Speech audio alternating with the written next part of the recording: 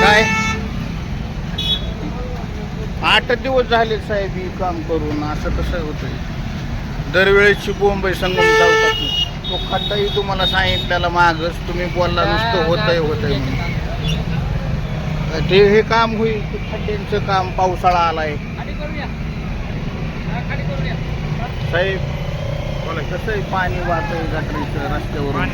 आबालवृद्धांची हेळसंड होती, आपदा होती. पण कायमच आहे साहेब. प्रॉब्लेम सॉल्व्ह व्हायला वेळ लागला. आता 2-3 वर्षाचा प्रॉब्लेम आहे तो. होईल थोड्या वेळात. आता हे संपून टाकतोय. मागच्या वेळेस खाली गेली काय करणार आता? काय करणार आपण? जाळी काढून पाणी घालून तिथं गटर चोकअप झालेली तिथं ती. हां मग तिथं काहीतरी उपाययोजना करा ना तुम्ही. कचरा टाकला जाऊ नये म्हणून काहीतरी उपाययोजना करा ना. हॅलो कचेरी